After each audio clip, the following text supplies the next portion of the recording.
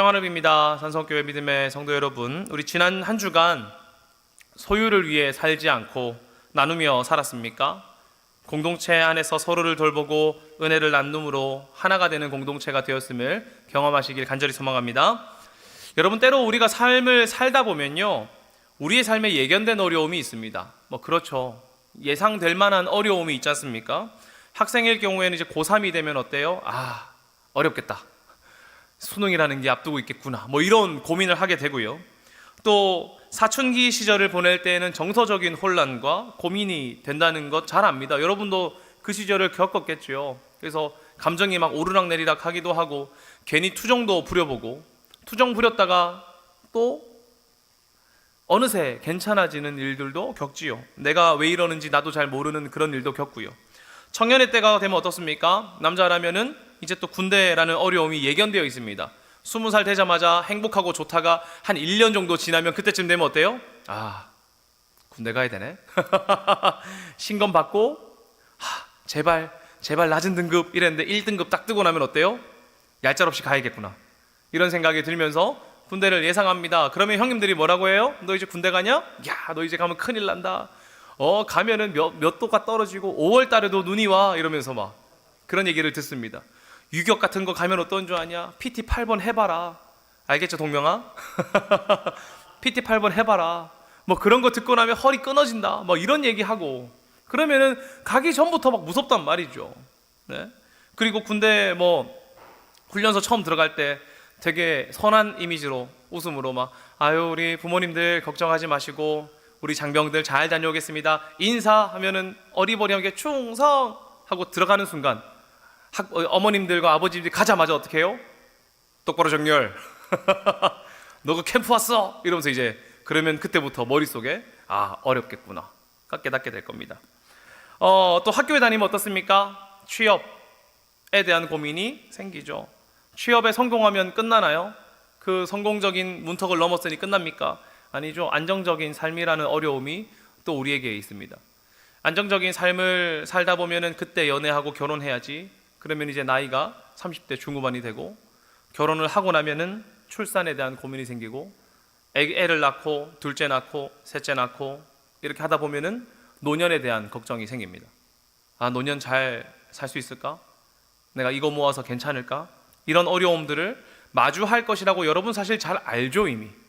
그러지 않나요? 너무 흔한 얘기지 않습니까? 다들 얘기하는 거고요. 때로는 여러분 내가 선택하지 않은 어려움도 있습니다. 때로는 그 길을 내가 선택하기도 하고요. 어려움들을요. 공부 안 하면 편해질까요? 음악과 체육한다고 생각해보죠. 야, 쟤네는 수능 안 쳐도 좋겠다. 그렇게 생각됩니까? 아니잖아요. 더 좁은 길을 선택하지 않습니까? 체육 같은 거 하면 청년들 육체적인 피로 맨날 느끼죠. 우리 체육하는 청년들 많은데 주일날 얼굴 보다가 왜 이렇게 피곤해? 어제 진짜 빡세게 운동했습니다. 시합입니다. 이러면 어때요? 눈이 막 다크서클이 막 내려와요. 보인단 말이죠. 여러분, 그러면 포기하고 싶지 않을까요? 근데 우리 마음 가운데 그런 거 들잖아요. 내가 선택했으니까 해내야지. 내가 선택했으니까 이겨내야지. 이런 마음이 들기도 합니다. 왜요? 내가 선택한 어려움이니까요. 여러분, 저 이래 보여도 운동한 사람입니다. 재민아 표정이 왜 그래? 방금 재민이 표정이 이런 표정. 저 9년이나 했습니다. 저 유도를 9년이나 했어요. 꽤 많이 했죠. 그때 대회 나가면 체육관 형들이 온몸에 막 테이핑하고 아파하는 거예요. 막 아파하면서도 경기에 출전해요. 왜 그렇게 아프고 힘든데도 그걸 열심을 냅니까? 자신이 선택한 어려움이고 그것에서 승리하고 싶기 때문입니다. 그런데 이렇게 우리가 예견되는 어려움과 내가 선택한 어려움만 우리의 삶에 있나요? 아니잖아요. 예상하지 못한 어려움도 있습니다. 나의 인생에는 예견되지 않은 어려움이 찾아오기도 합니다. 갑자기 집이 부도가 난다거나, 친구 믿고 투자했는데 그 친구가 사기를 친다거나, 길을 걷다가 갑작스럽게 사고를 당하는 것도 내가 예상하지 못한 어려움이죠. 여러분, 오늘 집을 나서기 전에 교통사고가 날 것이라고 예상하고 나온 사람이 있습니까? 아마 없을 것입니다. 제가 교통사고가 정말 많이 났어요. 교회를 옮길 때마다 교통사고가 났는데 교회를 안 옮겨야 되나 봐요. 그래서 그렇다고 제가 막 운전을 잘 못하느냐? 아닙니다. 여러분, 저 진짜 다 지킵니다. 웬만하면 한때는 안전점수 99점 이랬어요. 막. 네. 지금 어제가 제 봤는데 94점이더라고요. 저는 잘 걷고 있었는데, 잘 가고 있었는데 다른 차가 제 차를 받기도 하고요. 그냥 걷고 있었는데 오토바이가 저를 받기도 했습니다. 정말입니다. 저는 직진을 가고 있었는데 어떤 차가 좌회전 신호를 잘못 보고 들어와서 제 앞을 가로막은 다음에 제 차는 폐차했습니다. 여러분, 그런 일이 얼마나 흔한 줄 아십니까? 제가 그거 나갈 때에 교통사고 날 것 같은데, 오늘 주님이 저한테 찾아오셔서 상원아 오늘 운전하지 말아볼래? 그랬을까요? 안 그랬단 말이죠. 예상하지 못한 어려움을 겪기도 했습니다. 그래서 어떨 때는 제대로 걷지도 못했고요. 오토바이가 저를 박았을 때는 1년간 어깨를 움직이지를 못했습니다. 이렇게 으쓱으쓱이 안 된 상황이었어요. 여러분, 이런 어려움이 우리 앞에 얼마나 즐비합니까? 그러면 내가 예상할 만한 어려움, 예상하지 못한 어려움, 그 두 가지만 우리에게 있을까요? 또 그렇지는 않은 것 같아요. 어떤 어려움은 우리가 태어나는 순간 나에게 주어지는 어려움도 있습니다. 구조적인 어려움이 있단 말이죠. 인도에 계신 한 현지인 목사님은 정말 시골 산골에서 목회를 하시는데요. 그 동네 사람들은 글을 배우지 못했습니다. 그래서 말은 할 줄 아는데 읽을 줄 모르고 쓸 줄 모른단 말이죠. 학교도 없고 그 누구도 가르쳐 줄 만한 사람도 없고, 아버지도 글 못 쓰시고 할아버지도 글 못 쓰세요. 옆에 있는 형님도 글 못 쓰고 옆집 아저씨도 글을 못 씁니다. 그러니까 그 사람들이 할 수 있는 게 뭐만 있어요? 육체적인 일만 있는 거예요. 그리고 뭐 계약서 같은 거 쓰지 않겠죠. 쓰더라도 글을 못 읽으니까 사기를 당하기도 일쑤입니다. 할 수 있는 직업이 사회에서 가장 낮은 직업, 글 없이도 쓸 수 있는 거, 할 수 있는 거, 가장 적은 돈을 받을 수 있는 거, 사회적으로 어렵고 돈을 벌지 못하는 직업을 갖게 됩니다. 여러분, 거기서 태어나는 아이들은 물론 개개인적인 행복이 있겠지만, 가정 안에서 누리는 즐거움과 행복이 있겠지만, 구조적으로 더 나은 삶을 향해 나아가는 것이 현실적으로 어렵기도 합니다. 그러지 않겠습니까? 그래서 그 현지 목사님들도 아이들의 교육에 관심이 너무 많은 거예요. 왜요? 아이들이 읽고 쓸 줄 안다면, 혹시 영어라도 할 줄 안다면 그 구조적인 한계에서 깨어날 수 있지 모른다는 희망이 있기 때문입니다. 누군가는 더 나은 곳에서 인생을 시작하기도 하고요. 누군가는 더 어려운 곳에서 인생을 시작합니다. 그러나 어떤 사람이든지 자신의 삶 가운데 어려움을 마주한다는 것은 변함없는 것 같아요. 예상될 만한 어려움이 있고 예상되지 않을 만한 어려움이 있고 구조적인 어려움이 있을 뿐이죠. 그런데 때로는 이런 어려움이 있다는 것을 알면서도 우리는 우리 앞에 어려움이 있는 것만으로도 힘들다고 생각할 때가 참 많은 것 같습니다. 그러지 않습니까? 우리의 삶에 어려움이 없었으면 좋겠는데 매번 가파른 산을 오르고 나면 또다시 나타나는 저 높은 산 때문에 우리는 마음이 무너지기도 합니다. 그래서 때로는 먼치킨 소설 같은 내용을 우리가 꿈꾸나 봐요. 그러지 않아요? 요즘 최근 몇 년간 미디어를 휩쓸고 있는 회빙한, 지겹지도 않습니까, 여러분? 여러분 아무도 보지 않는군요. 지금 딱 2명 웃었어요. 마음에 부담과 걱정이 왔습니다. 여러분 요즘 미디어 보면 어때요? 다 회귀하고 빙의하고 환생해가지고 다 먼치킨 되잖아요. 가장 능력 있고 모든 어려움을 손짓 한 번만에 이겨낼 수 있는 그런 사람, 재물이 가장 많고 능력이 제일 많은 사람, 그런 사람 되는 거 꿈꾸지 않습니까? 아마 그런 것을 꿈꿔서 어려움이 없었으면 좋겠다고 생각해서 그런 미디어가 인기를 끌고 있는지도 모르는 것 같습니다. 그러나 여러분, 현실에서는 그런 먼치킨이 별로 없다는 게 문제죠. 있다고 하더라도 그 먼치킨이 일단 제가 아닙니다. 그러지 않나요? 저도 아니고 여러분도 아닙니다. 현실에서는 이 어려움을 해결하면 저 어려움이 찾아오고, 저 어려움을 해결하면 그 어려움이 찾아옵니다. 때로는 예상할 만한 어려움이 찾아오고, 때로는 예상하지 못할 만한 어려움이 찾아오고, 때로는 구조적인 어려움이 찾아온단 말이죠. 그런데 죄송한 말이지만 여러분, 인생이 그런 겁니다. 제가 여러분 앞에 와서 좀 더 희망될 만한 이야기로 마음 먹으면 다 해결될 겁니다. 여러분 다 해낼 겁니다. 여러분 먼치킨이 될 겁니다. 이렇게 말하면 좋겠지만 어려움이 찾아오고 어려움의 연속이 우리의 인생이라는 것은 변하지 않습니다. 사실 여러분도 잘 알지 않습니까? 평탄한 인생은 그렇게 많지 않다는 것 말이죠. 현실을 살아가는 우리는 어려움을 마주할 수밖에 없습니다. 내가 어려움을 선택하든지, 내가 선택하지 못한 어려움이 나에게 찾아오든지, 아니면 구조적인 어려움이 나를 억누르든지. 여러분 그때 어려움 탓할 것입니까? 왜 나에게 이런 어려움이 왔어? 다른 사람한테 가야지. 하나님 나에게 왜 이런 어려움을 줬습니까? 쟤한테 줬어야죠. 뭐 이런 얘기 하실 겁니까? 아니면 평탄하지 않은 인생을 탓할 겁니까? 왜 나에게 삶을 허락하셨습니까? 엄마 아빠 나를 왜 태어나게 하셨죠? 네? 하나님 왜 나에게 삶을 주셨습니까? 라고 삶에 허락된 것을 부정할 것입니까? 아니요. 우리는 선택해야 됩니다. 어려움이 닥쳐오는 우리의 삶 가운데 어떻게 살지를 우리는 선택해야 돼요. 오늘 본문의 시인도 어려움을 마주한 것 같습니다. 그가 어떤 어려움을 마주했는지 107절부터 110절까지를 정리하면 이렇습니다. 나의 고난이 매우 심하오니 나의 생명이 항상 위기에 있사오나 악인들이 나를 해하려고 올무를 놓았사오니 아멘. 이렇게 말합니다. 어떻다는 거예요? 이 사람 삶에 고난이 매우 심하다는 거예요. 어떤 고난이길래 고난이 매우 심하다고 할까요? 생명이 위태로운 고난이래요. 악인들이 나를 해하려고 올무를 놓는 그런 고난이라고 합니다. 여러분, 저는 이런 고난을 겪어보지 않아서 잘 모르겠습니다. 사실 우리가 과거와 같은 삶을 살고 있지 않고 저를 노리는 적들의 위협과 나를 암살하려고 하는 그런 위협들이 저는 없습니다. 여러분은 있을지 모르지만 일단 저는 없습니다. 제가 암살당할 만큼 위대한 사람도 아니고 세상을 바꿀 만한 그런 사람은 아니지 않습니까? 오히려 우리가 마주하는 고난은 이 시인의 화자가 겪는 고난과는 조금 결이 다를지 모릅니다. 경제적인 어려움이라거나 관계적인 어려움이라거나 혹은 미래의 막막함, 그리고 앞서 말씀드린 것처럼 예상하지 못한 다양한 어려움들, 혹은 그런 어려움들이 우리가 겪는 어려움이죠. 이 어려움이 생명의 위협 앞에서는 견딜 만한 어려움이라거나 쉬운 어려움이니까 참아봐라고 말하려고 하는 것도 아닙니다. 우리가 마주한 어려움은 각각 우리의 삶을 위협할 만한 정말 중대한 어려움이기 때문에 생명의 위협보다는 괜찮잖아, 야 너가 암살당하는 것보다 낫잖아, 죽는 것보다 낫잖아, 이렇게 여러분의 어려움을 폄하하고 싶지 않다는 것입니다. 여러분 모두 그 힘든 어려운 순간들을 겪고 있고 때로는 그 어려움 때문에 숨이 턱턱 막힐 것 같기도 하기 때문이죠. 그러니 제가 네 어려움이 죽음보다 어렵냐? 생명의 위협보다 어려운 거야? 이렇게 깎아내리고 싶지 않아요. 그러나 우리가 이 시인의 마음을 보면서 우리가 어려움을 이겨낼 수 있는 비결을 배워보자는 것이죠. 그가 고난이 심하고 생명의 위협과 악인들이 자신을 해하려고 하는 올무를 놓았을 때 어떻게 하기로 선택했을까요? 본문 105절과 106절은 이렇게 말합니다. 함께 읽겠습니다. 시작.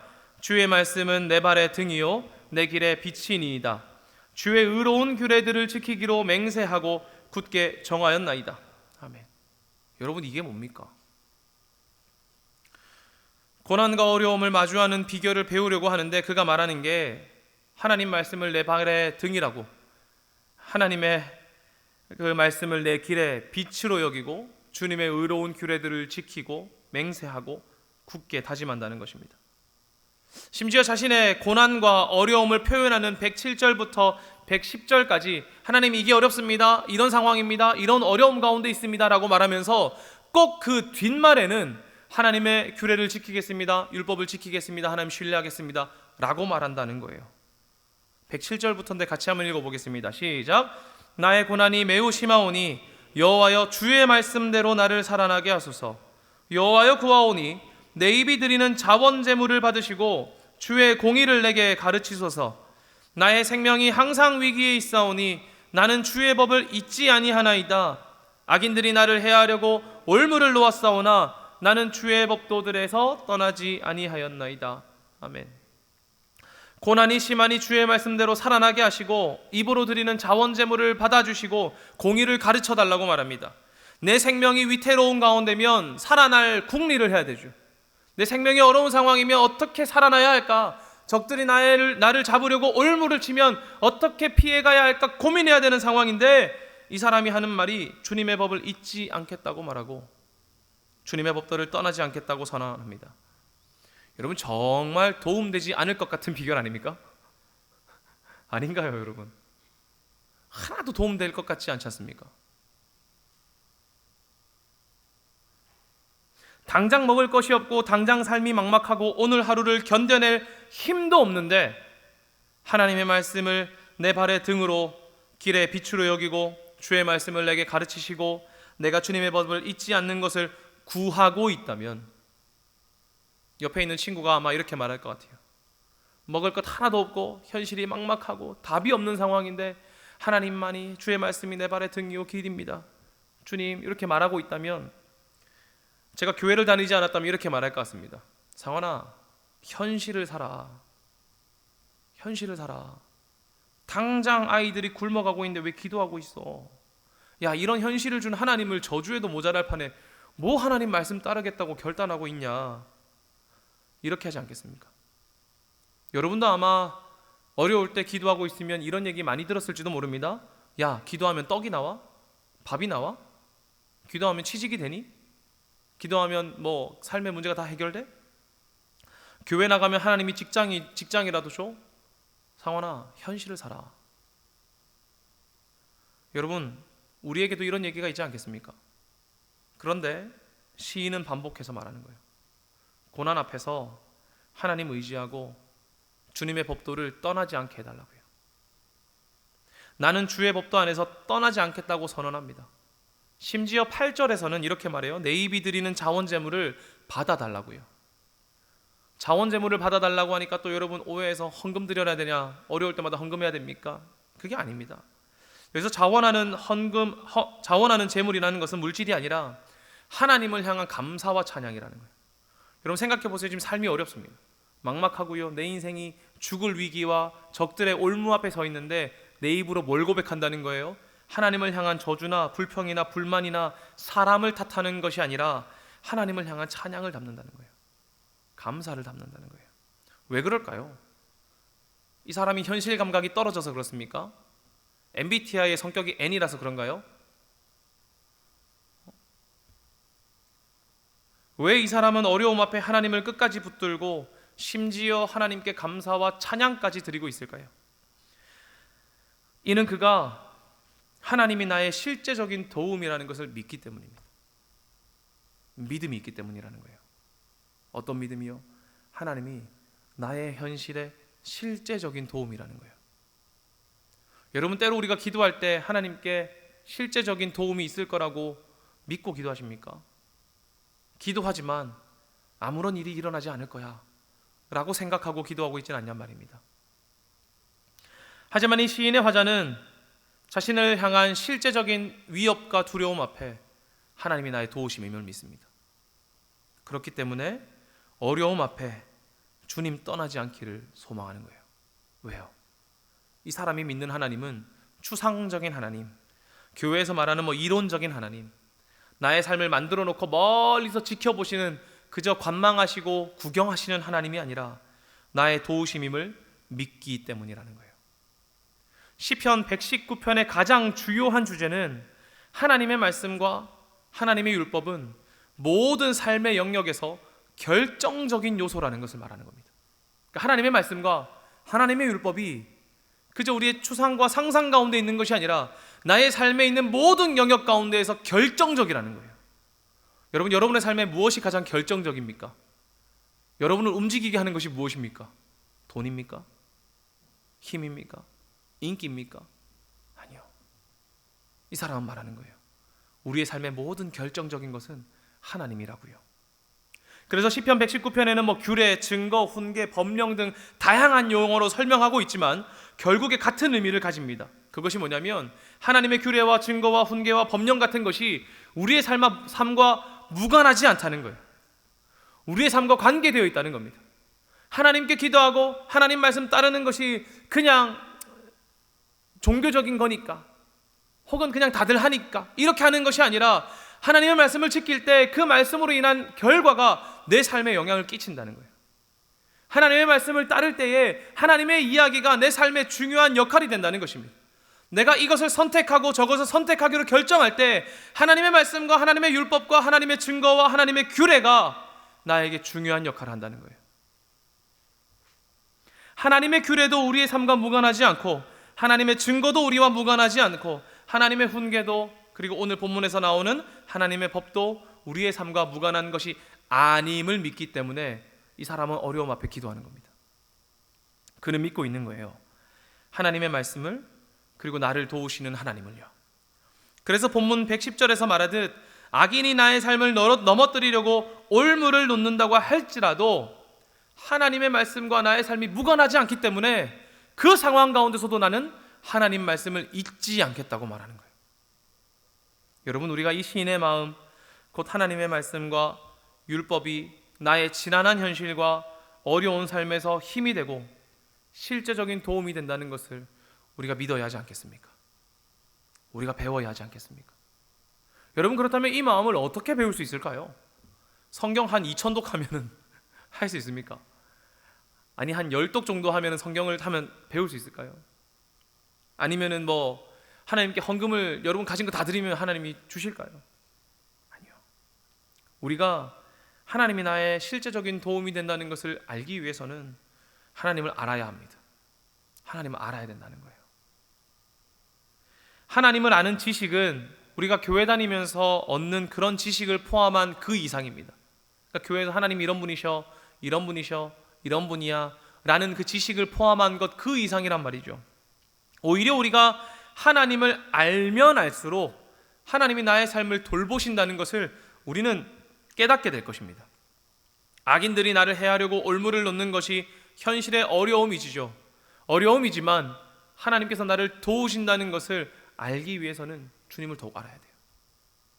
내가 주님을 더욱더 알고 만나고 경험하고 내 삶에 이루어지는 주님의 증거들과 말씀 가운데 선포되어지는 것들과 내가 주의 말씀을 지키며 살아가는 나의 용기 있고 믿음 있는 결단과 그 삶은 어려움 앞에서도 내가 무엇하게 한다는 것입니까?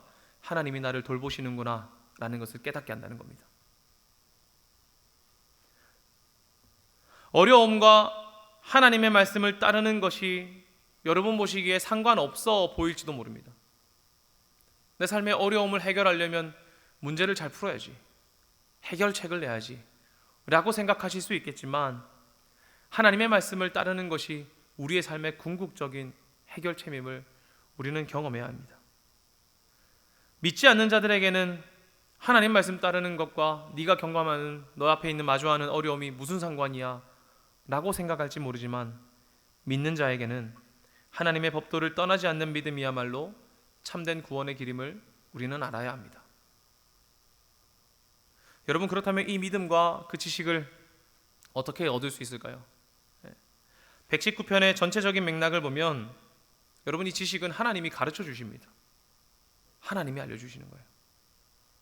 하나님이 우리에게 말씀을 가르쳐 주시고 그가 만드신 세상으로 우리가 배우게 하십니다. 하나님이 가르쳐 준다는 거예요. 119편 33절인데요. 같이 한번 읽어보겠습니다. 시작. 여호와여, 주의 율례들의 도를 내게 가르치소서. 내가 끝까지 지키리이다. 91절인데요. 다음 것도 한번 같이 읽어보겠습니다. 시작. 천지가 주의 규례들대로 오늘까지 있음은 만물이 주의 종이 된 까닭이니이다. 아멘. 어떻게 한다는 겁니까? 하나님께서 이 세상 속에서 우리를 가르쳐 주신다는 거예요. 하나님의 사람들이 살아가는 방식을, 어려운 현실 앞에서도 주님의 사람들이 사는 방식을 가르쳐 주십니다. 여러분, 이 말을 다르게 말하면 어려움을 통하여 우리는 배우게 된다는 거예요. 믿는 자들에게는 어려움이 안 옵니까? 그게 아니에요. 어려움 앞에서도 믿는 자들이 사는 방식을 배우려면 우리의 삶이 어렵다는 것을 말합니다. 저는 여러분의 삶이 평안하고 행복하기를 바랍니다. 그러나 어려움 없이 행복할 수는 없어요. 그 어려움 앞에 주님을 구함으로 말미암아 여러분이 행복하기를 저는 소망합니다. 그것을 우리는 배워야 해요. 하나님의 말씀을 통해 배워야 하고요, 세상을 통해 배워야 합니다. 여러분, 이렇게 말하죠. 천지가 주의 규례들대로 오늘까지 있으면 만물이 주의 종이 된 까닭이니이다. 이 세상이 있음은 하나님의 증거라는 거죠. 이 세상이 이 땅 가운데 계속 있다는 것은 하나님이 계시다는 것을 말해요. 근데 이 세상이라는 것은 무엇을 말합니까? 어려움을 포함하잖아요. 우리가 살아가는 삶은 어려움과 환난을 포함하지 않습니까? 여러분이 삶을 통하여서 우리는 주님을 따르는 삶을 배울 수 있습니다. 그러니 우리가 무엇 해야겠습니까? 구해야 하는 거예요. 하나님이 어려움 나한테는 주지 마세요. 하나님, 나의 삶에는 탄탄대로만 있게 해주세요. 이것을 구하는 것이 아니라 하나님께서 나를 가르쳐 주시기를 구해야 됩니다. 말씀을 통하여 나를 일깨워 주시고 세상을 살아가며 마주하는 어려운 현실 속에서도 주님을 택하는 삶을 살아갈 수 있도록 믿음을 구해야 돼요. 저는 이 말씀을 읽으면서 예수 그리스도가 생각났습니다. 그리스도께서 우리에게 가르쳐 주신 말씀과 그분의 삶이 우리의 증거가 되어야 돼요. 다르게 말하면 주님이 가르쳐 주신 대로 살아가는 삶이 증거가 되어야 된다는 거예요. 우리가 그렇게 살아갈 때에 우리의 삶에 그리스도의 증거가 남지 않겠습니까? 그리스도의 흔적이 남지 않겠습니까? 우리는 그 흔적과 증거로 말미암아 우리 앞에 주어져 있는 어려움 앞에서도 나를 붙드시고 나와 함께 하시는 주님을 붙잡겠노라 결단할 수 있는 거예요. 예수 그리스도의 고난의 길이 나의 증거가 되고 그가 걸으신 십자가의 길이 나의 길이 된다면 우리는 어려움 앞에서도 주님을 붙잡을 수 있을 겁니다. 여러분 111절은 이렇게 말합니다. 함께 읽겠습니다. 시작. 주의 증거들로 내가 영원히 나의 기업을 삼았사오니 이는 내 마음의 즐거움이 됨이니라. 아멘. 여러분 어려운 현실 앞에서는 웃는 게 사실 좀 어렵습니다. 그러지 않나요? 삶이 정말 팍팍하고 힘들면 웃지 않아요. 힘들어요. 그러나 그때에 우리가 무엇으로 말미암아 즐거움을 회복할 수 있을까요? 문제가 해결되면 즐거워할까요? 아니요. 또 문제가 생기면 또다시 우리는 표정을 잃게 될 것입니다. 그러나 어려움 앞에 내 삶에 예수 그리스도의 증거들이 있다면 우리는 영원한 기쁨을 누리게 될 것입니다. 어려움이 해결돼서 기뻐하는 것이 아니라 내 안에 주님의 증거들이 있기 때문에 기뻐하는 삶. 여러분 그 삶이야말로 어려움 가운데 주님을 붙잡겠노라 결단하는 사람의 삶 아니겠습니까? 시편 4편 7절도 이렇게 말합니다. 주께서 내 마음에 두신 기쁨은 그들의 곡식과 새 포도주가 풍성할 때보다 더하니이다. 아멘. 주님이 주시는 기쁨은 곡식이 풍성하고 포도주가 풍성할 때보다 더 기쁘대요. 그 말이 무엇인가요? 내 앞에 있는 어려움이 해결되는 기쁨보다 주님이 나에게 주신 증거가, 주님이 나와 함께 하시고 나를 돌보신다는 그 기쁨이 더 크다는 겁니다. 여러분 우리 기쁨을 가지기를 소망해야 되지 않겠습니까? 하나님을 구하고 주님을 간절히 갈망하고 주님께서 나를 돌보아 주시기를 소망할 때에 우리는 이 기쁨을 경험하게 될 것입니다. 사랑하는 여러분, 우리가 어려움에 넘어지는 자가 아니라 주님 말씀으로 따라 살아감으로 말미암아 주님의 풍성함을 누리는 자들이 되기를 저는 간절히 소망합니다. 어려움 앞에서도 주님의 말씀을 내 발의 등과 길의 빛으로 삼는 사람, 그 사람이 여기 앉아 계신 모든 청년과 모든 성도 되기를 바라요. 먼저 우리는 이것을 위해 결단해야 됩니다. 하나님, 내가 어려움 앞에서 주님의 말씀을 선택하게 하여 주옵소서. 주님 내 삶 가운데 역사하여 주셔서 내 마음 가운데 임재하여 주시옵소서. 이렇게 말이죠. 오늘 우리가 캠퍼스 전도를 갑니다. 저는 여러분이 마주할 어려움을 벌써 알고 있습니다. 오늘 하루 행복하세요, 예수님 믿으세요 라고 말하면 어떤 사람은 아 네 하고 받기도 하고, 어떤 사람은 아 됐습니다 하고 갈 수도 있고, 말도 안 하고 무시하고 지나갈 수도 있죠. 때로는 어떤 사람은 와서 그 교회에서 이런 것 좀 하지 마소, 지저분하게 이런 말 할지도 모릅니다. 그런 어려움을 마주할 수도 있고요. 사실 작년에 캠퍼스 전도가 20명 좀 넘게 지원해서 저희가 20명분을 준비했는데 50명이 넘게 지원해서 참 감사합니다. 그런데 물량은 50명분을 준비하지 못했어요. 개수가 조금 적을 수도 있습니다. 생각보다 빨리 끝날 수도 있습니다. 여러분 그러나 그것 때문에 마음 상해하지 마십시오. 오늘 나갈 때 이렇게 결단하자는 거예요. 하나님, 내 앞에 어려움이 있을 거고요, 또 예상하지 못한 어려움이 있을 수도 있죠. 그러나 내가 오늘 주의 복음을 전하며 주님으로 말미암아 충만하여져서 풍성한 기쁨 누리게 하여 주시옵소서. 외부의 어떤 것 때문에, 사람들의 반응과 태도 때문에 내 마음이 꺾여져 나가는 것이 아니라 주님으로 인하여서 풍성하게 하여 주시옵소서. 이 마음을 배우자는 거예요.